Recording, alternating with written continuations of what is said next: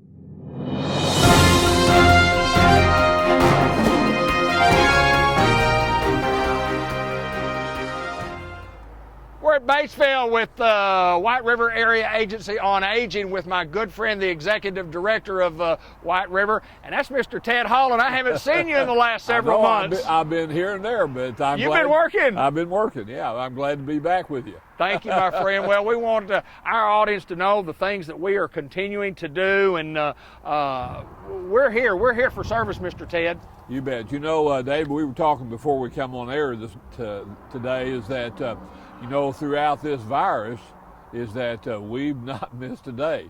And but our aides are in homes taking care of folks. And now that means that before they go into a home, they've got a certain protocol, hands, gloves, and all those kind of things. But we just want everyone to know that we're still operating. We're still in homes, giving people baths, helping cook, do the kind of things that seniors need at a certain point in time in their life. And so sometimes, David, we were also talking about this, sometimes people will not need our services, but they'll remember us down the road, is that when their parents or somebody they love and they need some help, they give us a call. So it's really, you know, David, I've been in the school business and thankfully did the kind of jobs that are rewarding and helping people. Sure. This job here, I'm telling you, whether it be Eagle Mountain Assisted Living or whether it's our HUD housing that we have throughout the 10 county areas, we have 188 units that we have seniors in those facilities. And so whatever it is, maybe foster grandparents or our ombudsman program, we just sort of the voice for seniors throughout this part of the state of Arkansas. So it's proud to be here with you today, and that we can talk about White River Area Agency on Aging. We've been here over 40 years, David, and so I haven't been here that long, but somebody's been doing something right for a long time, and so I'm just glad to be here and try to keep moving this program along, you might say.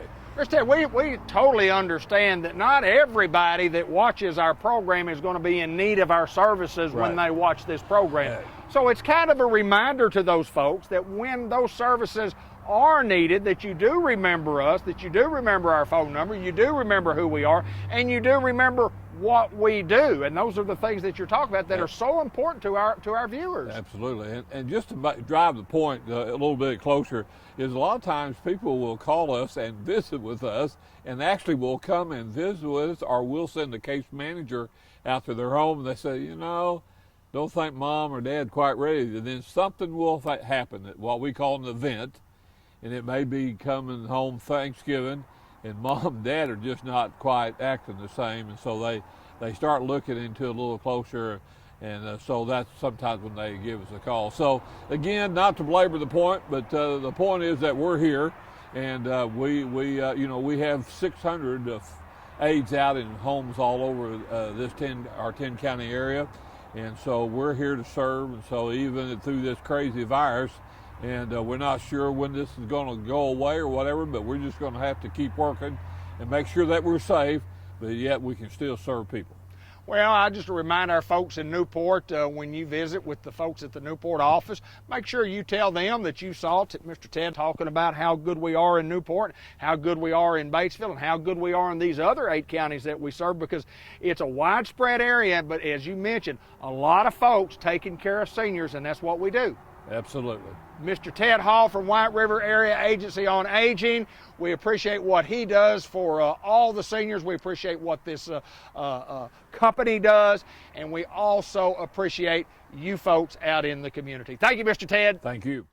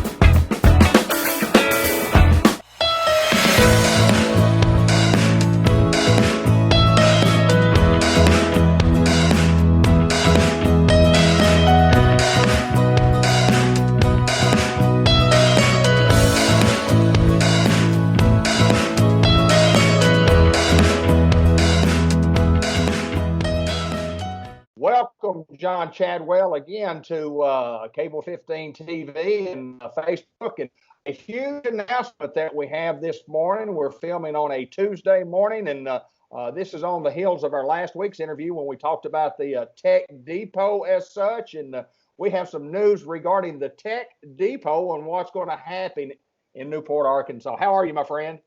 I'm doing well. How are you doing? Absolutely real well, and excited about this announcement that we're fixing to make right here on Facebook. Yeah, the Tech Depot, you covered about 3 weeks ago, the ribbon cutting. We had the governor and other dignitaries in town, and it's going to be a big project for us. At the same time we were getting the Tech Depot started, we applied for a grant from the Economic Development Administration, and we found out that they have awarded us $2.5 million to build a center for Tech Depot. So we're going to have a state-of-the-art training center for Tech Depot, and we are really, really excited about it. A press release will be going out today, but you're getting the scoop. It's the David Black scoop, and you're going to scoop everybody on the story. But the congressional delegation is very excited. They helped us get this grant. White River Planning and Development wrote it for us, but we're pretty excited. There'll be a $3 million building being built in downtown Newport that'll house the Tech Depot, and hopefully within 5 years we'll have about 100 students going through it every 6 months. Well, John, I mean, anytime you make an announcement of this magnitude, it's huge. I mean, the announcement of getting the Tech Depot and having these people come in and do their training here, that's a big announcement. But this is a huge announcement of the money that's going to be invested in our community, because that means a lot of people above us down the road in the government as such believe in what we're doing here in Newport, Arkansas, and those folks have entrusted us into doing a great job for this particular project. Yeah, they looked at our plan and what we have on paper for what the Tech Depot is doing and what it's going to do, and they believed in it. And I mean, a $2.5 million grant is huge. We have to match it with $625,000, which the NEDC is going to put in. So it'll be a $3.1 million project. It's going to be a good construction project during that phase. But then the people who go to school in this facility will also already have jobs, and so they'll be working while they're going to school. So it's good. It's just a win all the way around for us, and it's going to give us some opportunities to recruit tech companies to our area. I know that it's early in the project, but do you have any idea on time frame of starting and when we're going to get going on this thing? Engineering and architectural work will start right away. We'll be working on that. We've got some renderings which we'll be sending out, but it may change a little bit. That'll start right away, and construction will probably start, I would think, by the spring. John, I be the first people to put this on the air, and just congratulations to you, the city of Newport, Jackson County, the state of Arkansas, and everybody else that's great things are happening in Newport, Arkansas, and this is another one of the big ones. It is, and we really appreciate you being one of the folks who helps get the word out, and always a big supporter and booster of everything. So this is a big win for everybody. John Chadwell, NEDC, Newport, Arkansas. Thank you, my friend, and congratulations again. Thank you. We'll talk soon.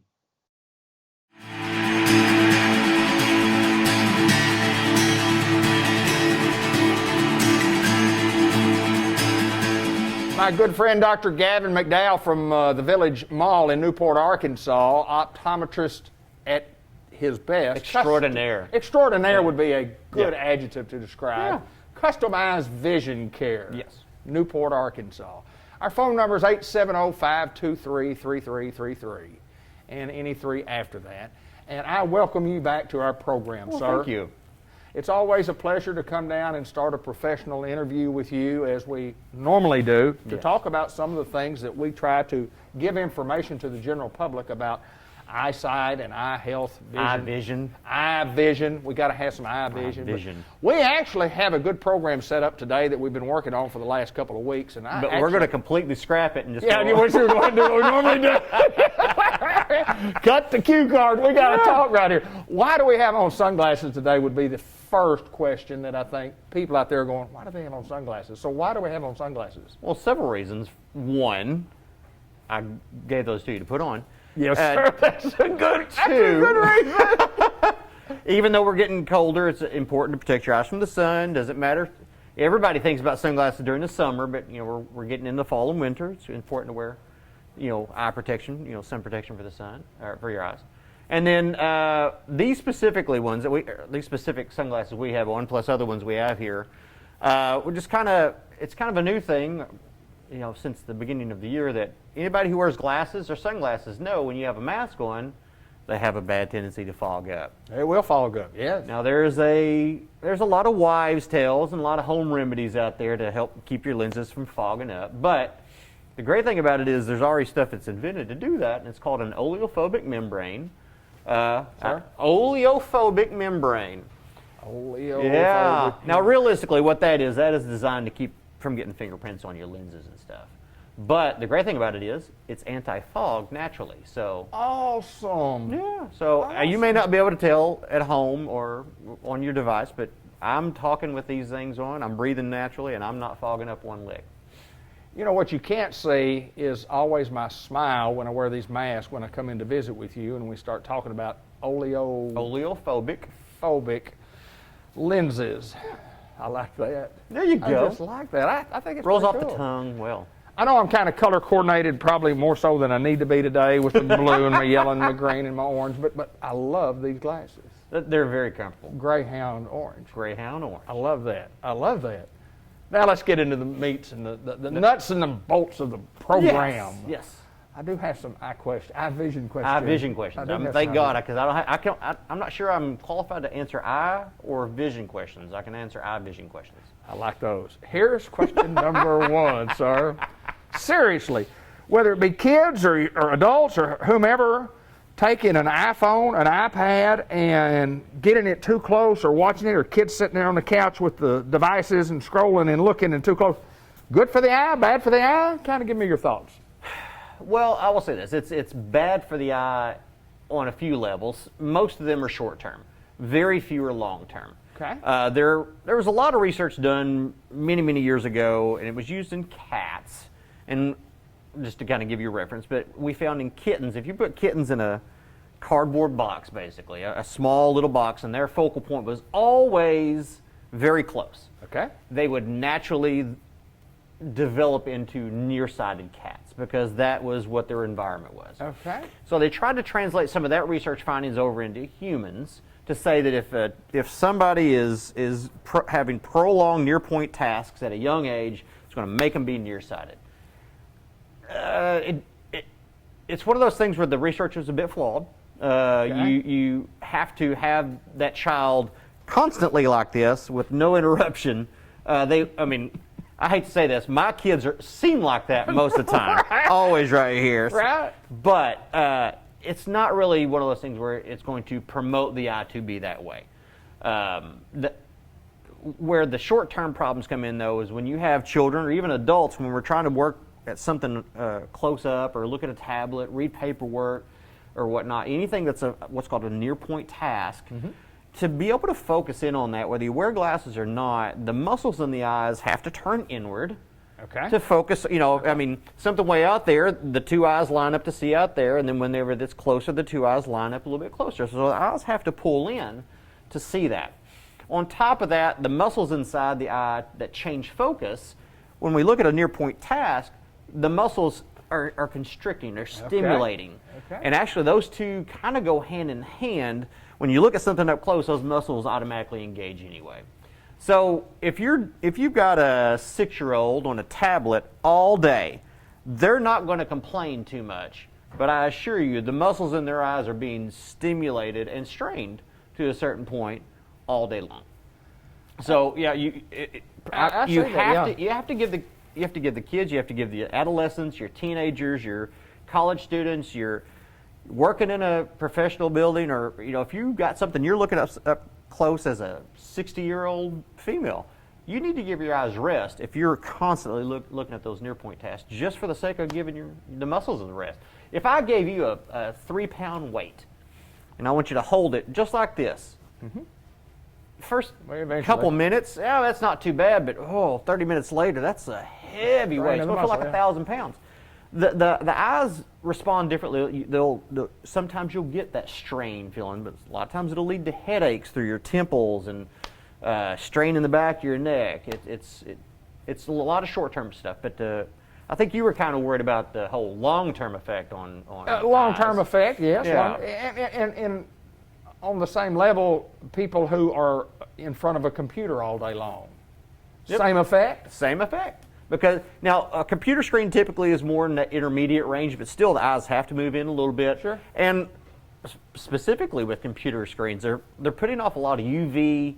Our blink rate slows down when we're intently focused on something. The eyes tend to dry out a little bit. It just leads to this whole, and they're actually there's talks about computer-related eye syndrome, and it's a cross between dry eye and eye strain and all that stuff. So realistically, I tell everybody, especially if you're on a computer, try to follow what's called a 20-20-20 rule.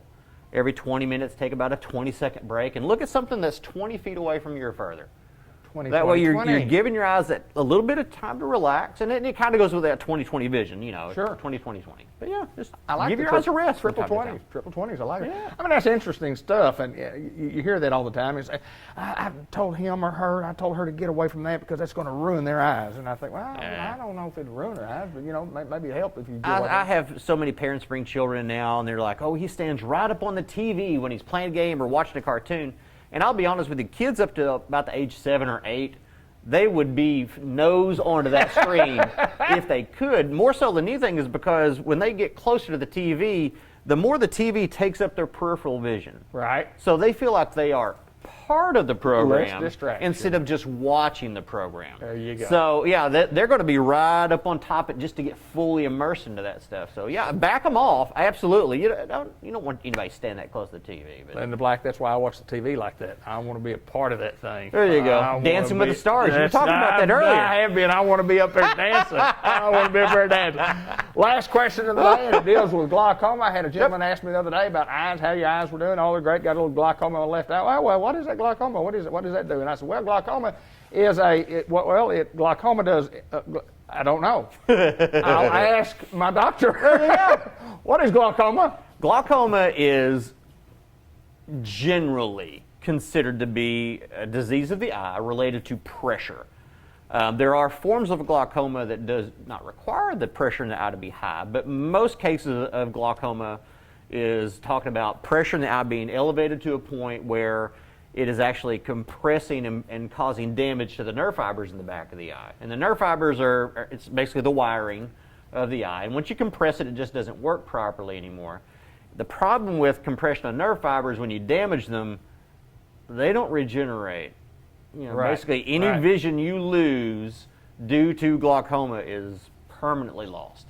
So that's why glaucoma is typically one of those things where even if you have one risk factor, and there are a laundry list of them, but if you have one risk factor for glaucoma, you are considered high risk. The high risk has a low and a high, so you're a low high risk or a high risk. But anyway, you need preventative maintenance on that. You need somebody kicking the tires on your eyes about every 6 months, checking them out, and that way, if something jumps to where there is damage starting to form, or there's some of the results come back odd, then you can just jump right on top of it, because glaucoma usually is pretty easy to control until you just get the worst run of bad luck in an eye and you got somebody mashing a thumb in your eye from time to time. I was just fixing to mention that. Or just the massage that I got one time several years ago. I love that. When the ophthalmologist told me, I'm going to give you a little massage, and he put the little sterile, whatever, little bandage there, and he stuck his thumb to there. And I tell you what it did. It released some pressure because tears came out of my eyes. And you didn't have to go to the bathroom for a week? No, I sure didn't. Well, it was tough. That was a tough little massage. Yeah, that's tough. Yeah. Well, that's interesting stuff about what looking at the computers and looking at the devices, as we call them, and the glaucoma. And I knew it was about pressure, but technically I thought I don't know, but I know somebody who does. Yeah. Thankfully, you asked the question I had an answer to, because it was about eye vision. Tell me one more time before we get out of here. I'm having trouble with my mask. I know I'm not supposed to touch my mask. Tell me one more time, what do our glasses have on them These have what are called an oleophobic membrane. Oleophobic membrane. And you can get these type glasses at Customized Vision Yes, you Care can. Yes. in the Newport Village Mall, and conveniently located for anybody in Northeast Arkansas, North Central Yes, sir, Arkansas, yeah. around the world. Yeah, Come yeah. see us. Make an appointment. We got a really nice airport out here that Sure do. will Fly in. handle a large, aircraft. Fly on in. Fly on in. If you want the best, fly in and see Dr. Gavin McDowell. I appreciate you, my friend. Oh, thank you. Customized Vision Care in the Newport Village Mall. Come see us.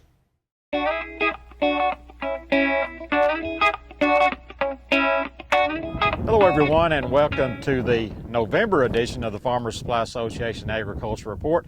I'm Randy Klepechka, agronomist with Farmers Supply Association. Well, it's November again, and I want to give a harvest update. We made some pretty good progress since the last program, which was taped right around the 10th of October. We're getting pretty close to wrapping this thing up. I mean, there's still obviously crop in the field, but we're making progress every day, and hopefully by Thanksgiving this thing will be totally wrapped up. Looking at the weather and the progress over the last month since we taped last time, the first half of October was really good for harvest. We didn't have a lot of rain. We made a lot of progress there as long as everything was mature. Then we got to about right around the 15th of October, 16th, somewhere in there, and we started having quite a bit of rain. And really the last half of October was not good for harvest. Had a lot of rainy days, and about the last week of October we had some heavy rain. 3 to 4 inch amounts were pretty common in our part of the state. So, harvest was not good in the last half of October. Now November, the page is turned, and it's just been a great harvest period from about the Halloween day on to, and we're taping today again on the 10th of November, and we're really making progress. I think the combines have been in the field every day since then with good harvest conditions, so we've made a lot of progress since then, and really getting along with our harvest. Yields, and I talked last month about yields, mainly talking about rice. That's on that program, and as I said then, the yields were good but not great, and that pattern has kind of been continued as we go into beans and other crops as well. So I think that's we have a lot of good fields out there, quite a few great fields as well, but there's just that erraticness with this crop that we talked about last time. And over my next couple of programs, we get into December, January, I'll probably get into more detail about some of the reasons I think we had some of that erraticness, and some things maybe we can do in the future to kind of even this thing out where we don't have those highs and lows like we had. So again, harvest getting along, and hopefully we'll have that thing wrapped up before Thanksgiving. A lot of people already have, but again, we're making really good progress with it. Next one, I turned my attention to wheat, and as you can see today, we're looking at a wheat field, taping at a wheat field today, and a lot of the wheat, the early planted wheat, is off to a good start. As I always say, wheat is not a huge acreage crop in our area, but we have a lot of guys that have quite a bit of wheat, so for them it's a very important crop, and I really want to talk about that and give them some tips on management, and because it is a very important crop to a lot of people. Prices have kind of creeped up a little bit here lately, so hopefully the wheat can be a good money crop for these guys if the price will stay up there, get a little better, and we can have a good crop next year. So just want to talk about where we're at with wheat and some things we need to be considering as we go into the season. The wheat planting really got going about the 10th to 15th of October, which is just the perfect time to me to start planting wheat, is in that early to mid October season. Emergence from that early planted crop is good. As you look at this field out here, you can see it's a really good stand of wheat, got good color to it, so we're off to a good start, especially on these sandy or lighter soils like this. Now there is a little bit of wheat planted on some heavier, flatter ground, and we've got some holes in some of those fields where we don't have a great stand, but overall we're off to a good start with that early wheat. Now, after that wet period we talked about in mid to late October, we're moving into kind of a late planting period right now. Still got quite a bit of wheat to go, but we still got time to plant it, especially with this warm weather we've got. It can still emerge pretty fast and get off to, develop pretty well and get tillered before the dormant season gets here. So, if you haven't planted wheat yet, you don't need to be panicking or anything. We still got time to make a good wheat crop if we can get this thing planted again, preferably by Thanksgiving or something like that. If you do we talked about the stands. If your stands are just a little bit weak, we need to evaluate those stands, and kind of the minimum stand we look at for wheat is normally about 10 plants per square foot. So if, make some stand counts, and if you're at 10 or better, it may look not quite as thick as you'd like, but you can still make a good crop with good management, good fertility, and good weed control, things like that. So again, look at about 10 plants per square foot. And, if you've got a uniform 6 to 8, I think you can get by with that too. But really, we're looking at least 10 plants per square foot to have a good stand of wheat. If you still have wheat to plant, we want to tweak things just a little bit on these later plantings. So there's about 3 things you can do to maybe help kind of overcome that late planting drawback that you might have. 3 things again to do: plant an early maturing variety. If you plant wheat late, you want to plant an early maturing variety. It's exactly the opposite when you plant early. You want a late maturing variety. Seeding rate, you're going to have less tillering, so we want to up that seeding rate a little bit, probably 10% or maybe a little more, something like that. So do that to overcome that lack of less tillering. And also we want about 30 to 40 units of nitrogen. We've talked before lately that regardless of crop, except for behind rice, normally you can get by without any nitrogen. That kind of changes when you get late and you get on past about the 10th of November or something like that. We do want some additional nitrogen out there to help with tillering because, less tillering with later planting. So again, get about 30 to 40 units of nitrogen regardless of the previous crop. Weed control, really about 4 different situations I like to look at with weed control. Ryegrass, we've got broadleafs that are competitive, we've got other weeds that aren't that competitive, and we've got wild garlic. So I want to touch on those real quick. If you got a bad ryegrass problem, hopefully you got some Zidua out there on that early planted wheat, as some pre-emerge control for your ryegrass. On this later planted wheat, if you've got ryegrass problems, try to get some Zidua out there. After that seed has started germinating, it's got a little spike on it, go ahead and get some Zidua out there, hopefully get a rainfall to incorporate it, and that'll help tremendously by keeping that ryegrass from emerging and also some other weeds as well. So again, Zidua pre-emergence for ryegrass control, or delayed pre-emergence for ryegrass control for your wheat if you're still planting some.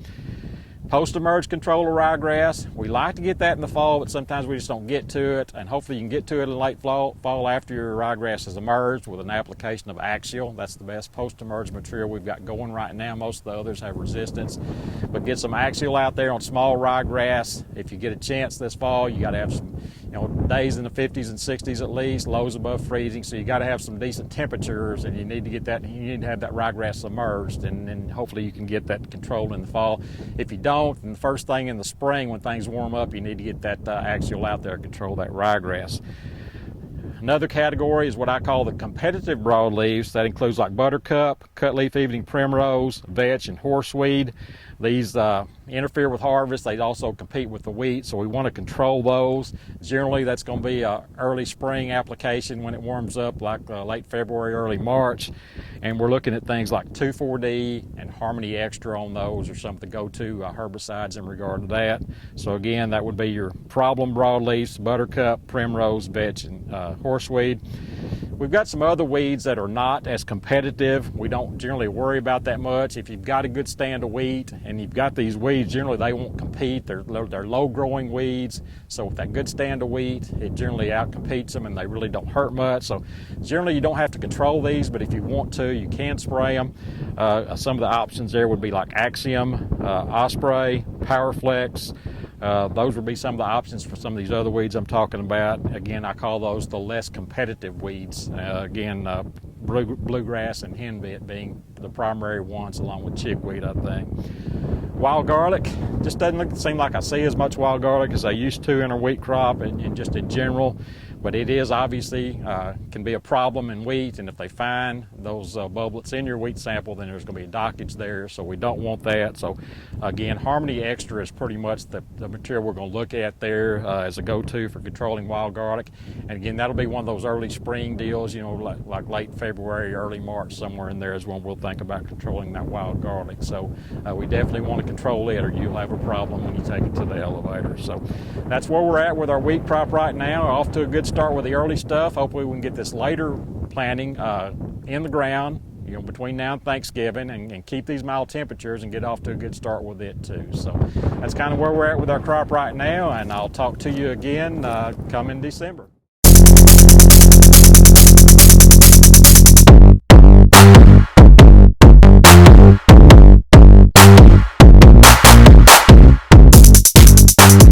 Water join Dr. Mark White with us today at the Unity Health Harris Medical Center. And Dr. White, welcome to the program. Thank you. Glad to be here. Talk a little bit about Dr. Mark White. Talk a little bit about where you grew up. Talk a little bit about your family. Tell us a little bit about you, because you're new to Newport, Arkansas. Sure, yeah. So I was born in Chicago. I won't say when. But my dad was in medical school, and we lived there a couple of years. I guess I did in my early childhood, and then we moved to Arkansas for him to start his medical training after school. We spent a few years in Oklahoma, where he served some smaller hospitals there.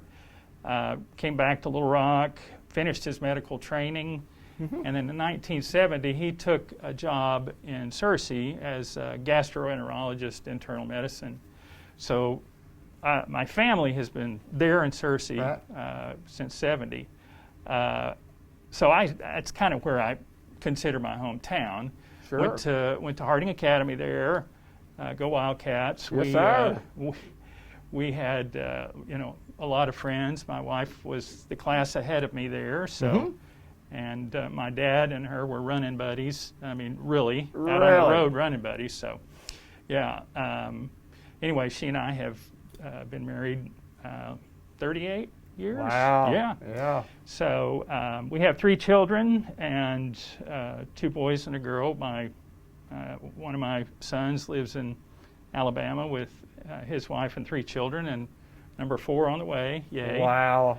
My daughter and her husband live in Searcy, and they have 2 little boys. And then my youngest son just moved back to Arkansas from Minnesota, and he's married, and he just got a job at Stevens as a marketing and PR rep. So we're all excited about that. I bet. That's kind of my family history, and it's kind of, if you wanted to talk about me, it's boring beyond that. So Well, it's not boring, because I know it's got to be very interesting just with having those many kids. And I do have to ask you, tell us a little bit about what you do, who you represent, and what's your medical background that got you to where you are today. Tell us what all you do, Doctor. Sure. Well, as a radiologist, what we do is we view what we call diagnostic imaging procedures. Some of those do include radiation, like CAT scan and chest x-rays. Some of them do not include radiation, such as ultrasound and MRI and those types of things. But a lot of types of those medical imaging procedures, which we call diagnostic radiology. And then above and beyond that, and that, I should say, part of that diagnostic radiology includes mammography. But then above and beyond the diagnostic part, some of us will do what's called interventional radiology, where we use image guidance to direct a biopsy apparatus into an area we want to biopsy, or assist us in drainage of a fluid collection or those types of things. So that's kind of what the radiologist does. Of course, we do consult. We try to give people an idea of what the best imaging study is for their patient, the individual patient. So that's a lot of what the radiologist does. As far as how I got into it, when I was in training, I will be honest, I knew my eyes could see things better than I could listen to a heartbeat, better than I could do a physical exam on somebody's belly or whatever. So toward the first part of my senior year in med school, I started thinking about, going into something that I would primarily use my eyes and my brain and not have to worry on a lot of those other ancillary diagnostic tools you're supposed to learn. So did that answer everything? Well, I think, pretty much so, about what all you do. Now, you bring a special service to Unity Health Harris Medical Center that we haven't had before, and kind of explain what that is. When you come in, you get your mammogram, and we encourage people to do so. You need to get mammograms yearly. We follow CDC guidelines right here at Unity Health Harris Medical Center. But you can come in, you can get your mammogram, and you come into play where and how? Well, I'm here on the days we do diagnostic exams. A diagnostic exam could be a mammogram or an ultrasound or a combination. And this is a woman who has been referred in either because of an abnormal screening mammogram or we're following them because they've had prior breast cancer, or they have some symptomatic complaint about one of their breasts.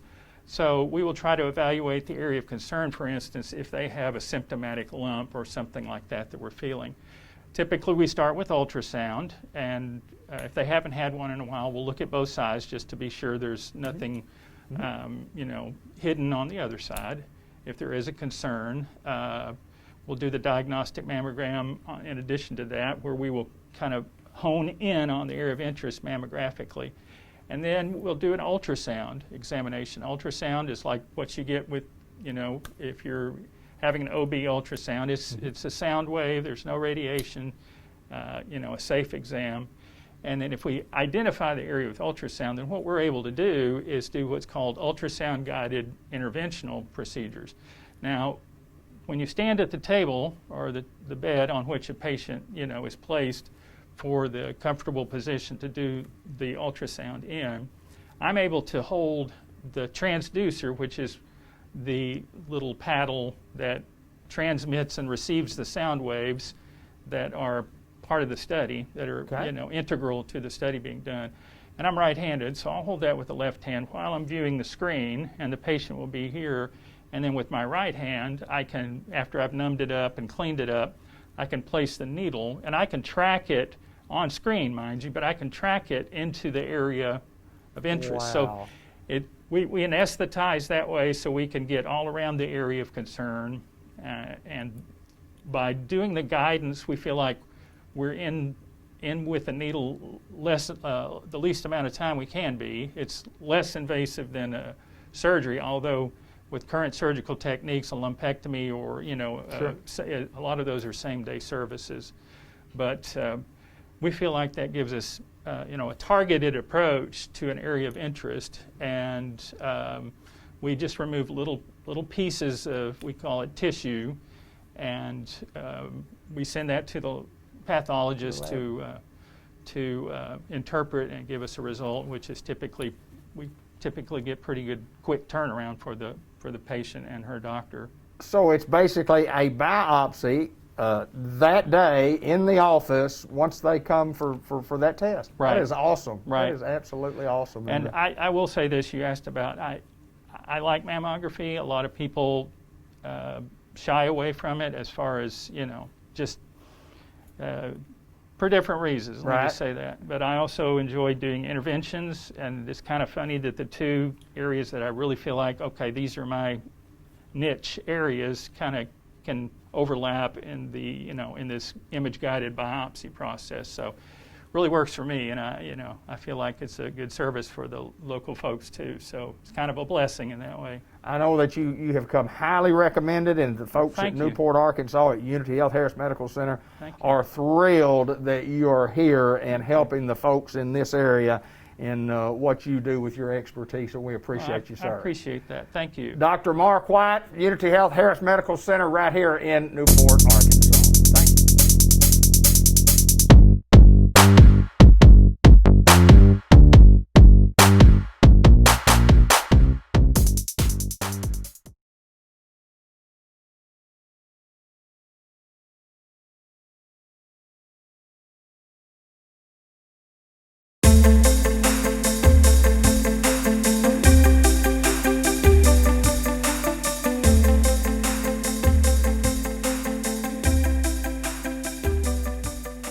Well, it's Jay Cox with St. Michael's Place, Pecan Street in Newport, Arkansas. We get to visit each and every month and talk about St. Michael's Place. And welcome back to the program, Fisherman. Good to be here. You tell me you can't get your boat motor together or whatever, so you hadn't done any fishing then. Yeah, I just not had the chance to get out there and work on it. Well, you will. Time will come when the crappies start biting. You'll be fixing on that and motor. I won't be ready when they're biting. That's exactly right. Exactly right. So what's going on at St. Michael's Place, my friend? Well, just like every news channel's been reporting, it's election time. Yeah. And it's still going on. Right.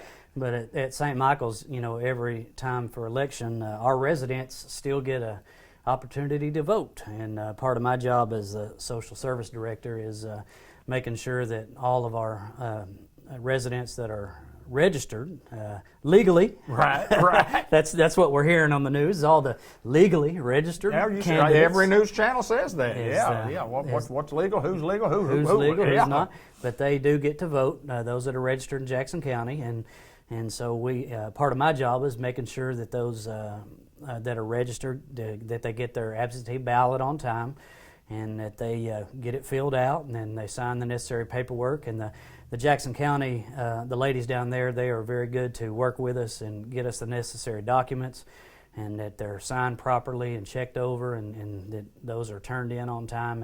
And that's a yearly process that we do for every election. They have the opportunity to vote, and our residents are excited about that. They like it, and we like for them to keep their independence and to participate. And so it's always a fun time during election, and boy, they give their opinions too. They like I could imagine. they want, and they don't always know every candidate that's running for every office, but that's where we can talk to them about the local elections, and we can talk to them about things going on, and it actually gives us a chance to open up good dialogue about things going on in our state, things going on in our country, and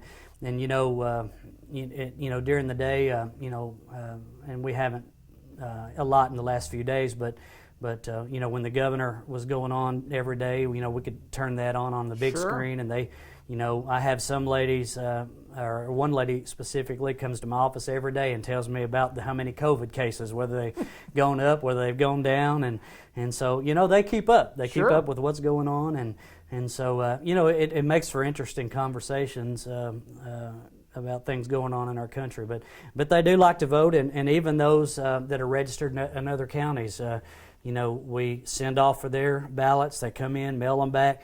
And so, it's fun for me to get to see them, one, hold on to their independence, and then to still participate in elections. And so legal ballots all turned in on time.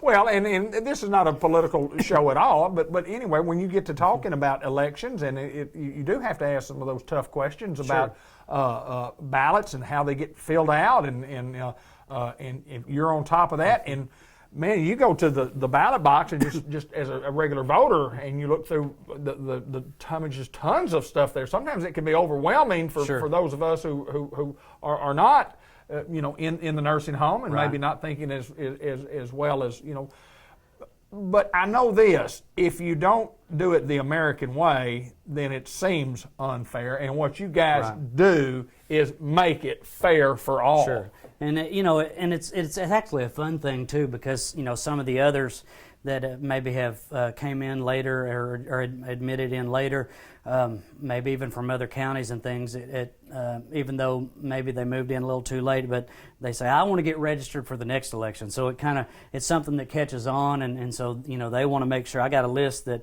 they want to make sure that they're registered for the next one. So it's kind of a fun thing, and so I got my work cut out for me for the next one. And so, but that's something that we do, for every election, and they like to participate.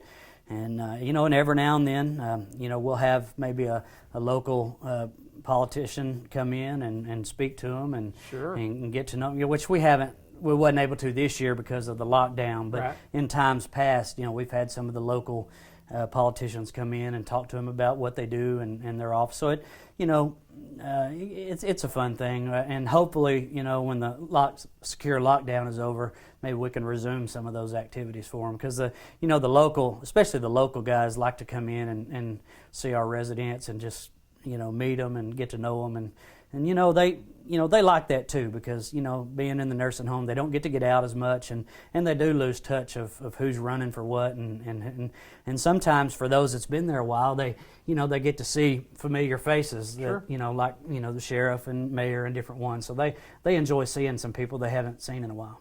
Well, I know great things going on at St. Michael's Place, and Jay Cox is always the reporter that comes and brings us the news, the good news, and I think that's awesome that you guys do that. And I'd really never thought about election time and what happens at election time. It just never crossed my mind, but no doubt makes a lot of happiness for a lot of people out there. It does, and it's one of the things that we've always tried to do is to maintain quality of life, and just because you move into a nursing home doesn't necessarily mean that life just cuts off. You know, we try to keep it as normal as possible. You know, you're in a home, you're not, you know, where you live, not where you grew up, but if we can keep things normal and keep that independence, then that's what we're going to try to do. So, and that's just one thing that we do. And yeah, you know, honestly, it's a lot of work. And then there's restrictions and laws that comes along with voting that are very serious, that we have to make sure that is done correctly. You know, as you can see in some of these other states, you know, there's a lot of rules and laws that go with it, but folks at Jackson County are on top of the restrictions and the laws, and so they work with us real well, and so that's awful nice, because everything works so smoothly, and the residents like it, we enjoy it, and it's just a lot of fun.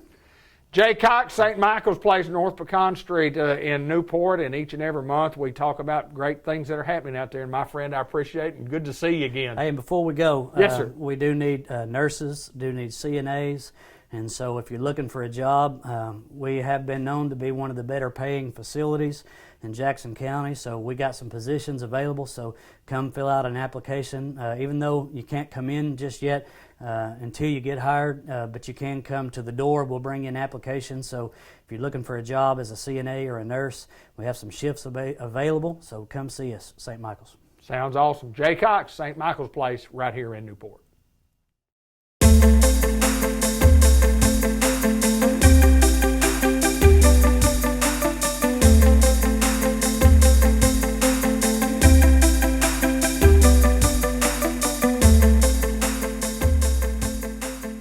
Well, it's the Greyhound Report, the First Community Bank here in Newport. Greyhound Report. Get to visit with Mr. Brett Bunch from time to time, and somebody over at the Newport Special School District. Good to see you again, sir. Good to see you. Everyone's healthy and wealthy and wise. I like that. I like that.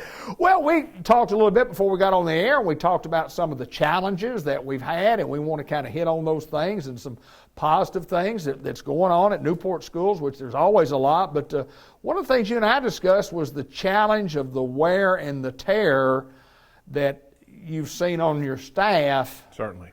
Kind of share that information with the general public, what you're seeing with your own staff. Well, when you look at it in a regular year, there's stress on our staff, on our teachers, because they are tasked with educating children and getting them ready for their future. And this year it's a little different with COVID, because they're not only tasked with educating them in their classroom, but they're tasked with educating them virtually as well. And so you put those two together, and it's added stress on our staff. But I will say this, the teachers here in the Newport School District smile, and they pick it up, and they do what they have to because they love the kids. It's always been that way, and I think what a great group of educators that we have here from the very top. When you talk about the Newport Special School District, and you talk about the school board, which we're meeting in the boardroom, and then you talk about the leadership at the top from the superintendent on down. When you get good quality people in place, you can get good quality education, regardless of the curveballs that we've been thrown. And we've been thrown a heck of a curveball, as the whole world has been thrown a curveball, the United States of America. Yes, sir.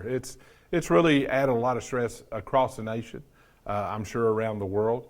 We look at the fact that, you've got 20%, 10% of your kids that are virtual, that are streaming into your classroom, that you have to prepare for. Then you're preparing for the other 20 to 30 kids that are in your classroom. So it's not only put a lot of stress on school systems and communities, but look at the stress it's put on parents too. And we realize that our parents we're asking a lot of them, and they're asking a lot of us. And we want to make sure that we are meeting the needs of these young people, because for us, it's all about the kids. And they're the ones that are going to benefit from what we're doing, or they're the ones that are going to suffer from what we're not. What do you do, Mr. Bunch, when you have, when certain things arise, not problems as such, but things that are different that we've never seen before from a policy standpoint? Sometimes you just got to just bow your back and say, here's what we got to do, because we've never seen this before. True. We've had to make a lot of changes. The state's been a great help in helping us with our policies and making sure that we have waivers in place for things. One of the best things that we found out this week was that the president actually extended feeding our children, because right now we can feed all of our children free, and it was set to end December the 30th. Okay. But now it's been extended through the end of June. Okay, And awesome. so that's a great thing for our kids. But you have to be adaptive. You have to Sure. be able to make those changes. And really, we've put plans out, and we've had to adjust those plans. You have to be able to look at what's taking place and adjust for what's best for your kids. Well, you know, I'm in the public a lot. I hear so many good things that are going on over at this high school and in the elementary school, and it's a great place to go to school. It's a great place to get an education, even in a time when it's not the best time to get an education. Certainly. But let me tell you what we are doing. We are doing the things that we need to do to educate our children. Yes, sir, we are. And again, I go back to my staff. I go back to the great people that I get to work with, the dedication, the commitment that they have. And that goes all the way through to our parents as well, getting their kids here and making sure their kids are doing what they're supposed to. It takes a team effort on everything that we do. And when you're talking about great things and good things that are happening, when you look at what's taking place on this campus, the high school campus, kids are wearing their masks, they're following direction, they're doing what they're supposed to, and that has helped us retain or contain the actual COVID spread itself. And then you look at our elementary, they're doing everything over there. We're feeding them in the classroom every day. Right. They're having, each wing is separated from the others. We're having the library in the classroom, art in the classroom, music in the classroom. So it's really transformed how we're doing education. But we're doing it because it's what's best for the kids.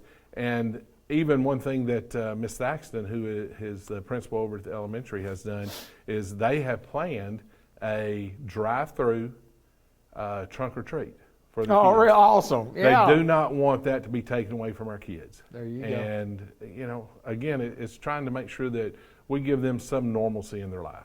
Yeah, I've always said things like this.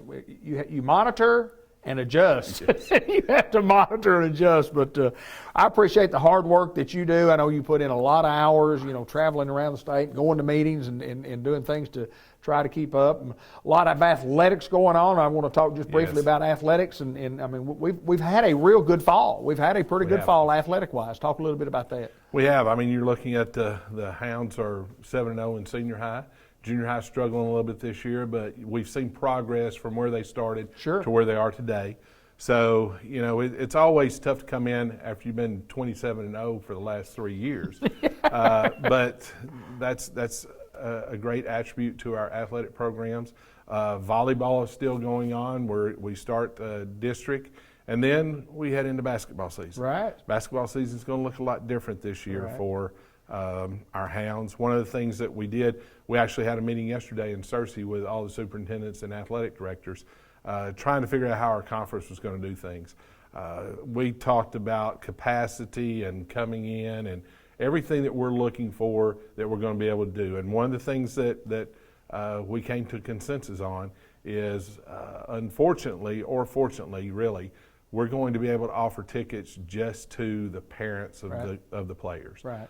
because our capacity is so small. We can get 133 people on our home side and 154 on our visitor side, and so we're prepared for that, and we want to make sure that those kids' parents get to go in and watch their children play. And so that's the way we're going to have to do basketball this season. But we're going to have a great basketball season. Yes, there's no doubt about that. You know, There's no and- doubt about it. and And they can football watch it. They can watch it right here on Facebook Live. Yes, they can. And football season for the high school is going to extend quite a ways, I think. I hope you're right, my friend. I do too. I hope you're right. Well, it's been a great fall, and it's been a great fall to be in school. And again, I appreciate what Brett Bunch does. I appreciate what your staff does, the school board here.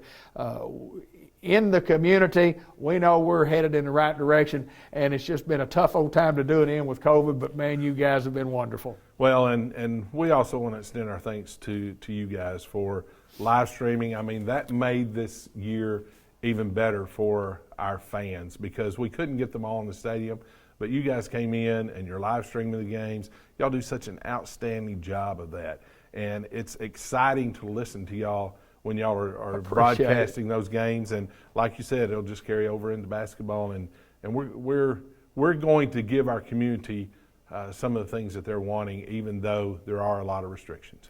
He's Mr. Brett Bunch. He is the head of the Newport Greyhounds, and we appreciate him taking time to join us on the First Community Bank Report each and every month, or most of the months. We do something every month to get to visit with you several times, and I thank you, sir. Thank you.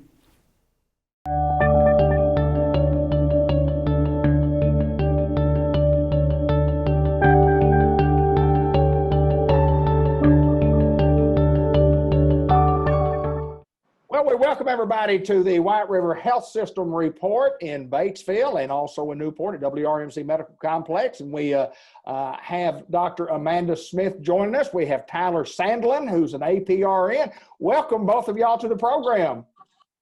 Thank you so much. We got to ask, we got to find out a little. Thanks for having us first, and then I'll start with you, Amanda. Tell us a little bit about you. Tell us a little bit about your training. Tell us a little bit about your family. Tell us a little bit about your education, just to tell the folks who don't know you who you are and how you got to where you are. Yes, sir. Well, I'm originally from the Batesville area. I graduated from Southside in 2008. After that, I did my undergraduate training at University of Arkansas in Fayetteville and went to UAMS for my medical training, for my medical degree. And after that, I went to Shreveport LSU branch for my pediatric residency. After that, me and my husband moved back here with our daughter. He was a Southside graduate in 2008 as well. And we've just really enjoyed being back home and being back on our old stomping grounds, seeing everybody that we went to school with. I bet it's pretty exciting. And Tyler, I asked you the same thing. Tell us a little bit about you. Tell us a little bit about where you grew up, and tell you how you got into the field that you're in. Just tell us something Sure. about you, my friend. Absolutely. So I'm also a Southside graduate. I'm a class of 2006 graduate. My wife is also a Southside graduate. She was 2006 as well. So this is in Dr. Smith's words, this is our stomping ground as well. I graduated, went into the U of A system. I also went to University of Arkansas Medical Sciences for my training. I worked at Arkansas Children's Hospital for around 8.5 years, in different capacities, mainly in the cardiovascular intensive care unit there. Have been home for around 3 years now. 3 years actually last month. My wife actually teaches here at in the Batesville district. She's a kindergarten teacher here. So it's nice to be home. We've got lots of family around, and so it's kind of funny how we both ended up back here, and we went to school together. So it's cool. We enjoy it. I'll just say go Southerners is all I say. We'll get into the nuts and bolts about what you do. Tell us a little bit about the Children's Clinic, and tell us, who are the providers? What is the Children's Clinic? Here at the Children's Clinic, we have so we function as an entity, a specialty clinic under the White River branch. We're one of the only pediatric facilities around in several counties. There are 4 of us providers, Dr. Smith and I, Dr. Cheney and Dr. Moody. Dr. Moody, we just love her. She's our medical director for the clinic, and she's actually been practicing in our area. And she's been devoted to her community for over 20 years, and she's actually a Pioneer graduate. And so she's so wonderful to us. Dr. Chinayan also, he's a cool guy. He's had lots and lots of experience, and not only in outpatient setting, but actually he has a lot of, from a hospital perspective, he has a lot of inpatient pediatric experience, actually even practicing all the way to the UK. He's actually practiced there as well. So we've got a pretty cool team. We're proud of us. We're like a big family, so we enjoy it. Well, when you get into today and we look back from, March and the last several months, and you talk about the pandemic and we want people to know that children need care. We're here. How important is it for people to continue bringing their children to the Children's Clinic? And in spite of the pandemic, we need child care. We need to see these children. Have you got this one, or do you want me to? I can start out. Yeah, Go so for it. absolutely, it's very important to maintain your wellnesses.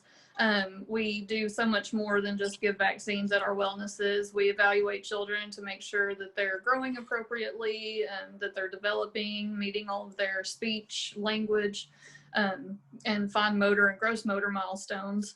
And if we're a little bit behind, then we can get kids plugged into all of the therapies that they need, because that is so important as you're growing and start school, to be up to date on all of your milestones. And of course, vaccines are very important right now. The AAP has said that we're down about 20% on our non-influenza vaccine rates this year, just from the COVID related issues. But we don't want to see a rise in those vaccine preventable illnesses while we're dealing with the COVID pandemic. So it's so important to keep up to date on all your child's other vaccines. Tyler, I'll ask you this question. We talk about the pandemic and we talk about COVID cases that are, kind of on the rise in your area and our area over here in Newport. So what do parents need to do to kind of keep their children safe? It's one of those things. This year has been rather, a challenging year, not only for society, but also for medicine. It has been strenuous. Sure.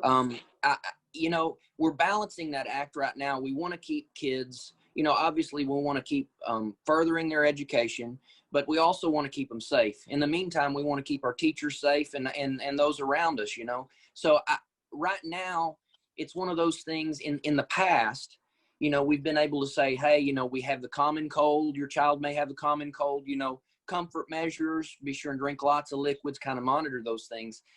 This year, it's almost like, we've taken a 180, and now it's like, especially for our patients or anyone who wishes to see us, if you're sick, cough, congestion, any of those symptoms, we want to see you. We want to see you. We actually have a drive-in clinic that we've been doing for around 6 months now. Out in the parking lot, we're trying to separate our sick groups from our wellness groups. So if, and we want our parents to feel safe and being able to come in and know that we are going to, to separate those. We've got drive-in clinics. Simply all you have to do, roll into our parking lot, you call our main number. They'll tell you where the exact number to go to. One of our nurses triage you, and you get curbside service from us. We come out to the car, we see you. And that way also our infants, our newborn visits, all those, we can separate those wellnesses from those sick visits. And so we want our patients to know that we're trying to do that to keep them safe.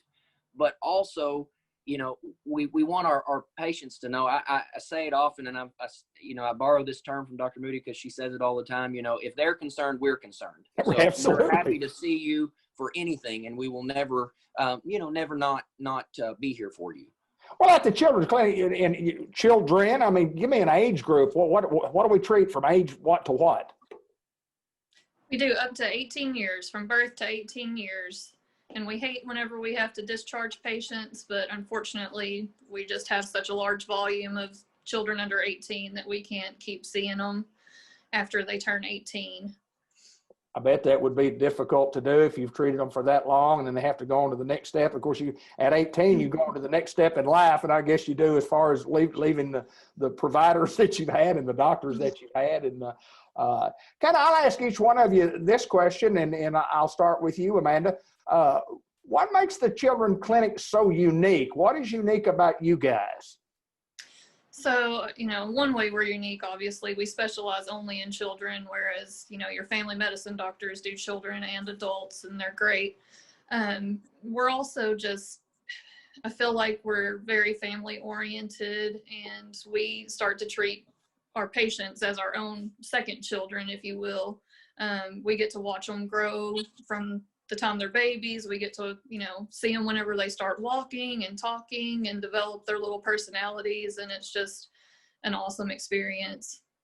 Tyler, tell me, if somebody wants the services of the children's clinic, how do we contact y'all? How do we make an appointment? What's the order of business? And kind of tell us exactly where you're located in Batesville. Sure. So we're here actually in front of the main hospital, here on Harrison Street. We're actually across, if you're on Harrison, our building is directly across from the new Casey's gas station. If listen, we're happy. We want to be seeing all of our patients. If anyone wants to come see us, we're here. 262-2200 is the phone number they call to get to us. And we will be happy to arrange a service if you need that. And also, I would like to, if I could, take the opportunity just to give a shout out also to all of our educators, if I can, because this is a difficult time, and they have been dealt a very difficult situation. And there are a lot of guidelines that are just hard to meet. We can encourage that social distancing and the masking and such, to try to keep our numbers within reason and try to help one another. And, because right now during this pandemic, it's all about loving others other than yourself. And that's what this is all about. And so we want to reach out to our educators and let them know that we're supporting them, and we appreciate them because they have a very, very difficult job right now.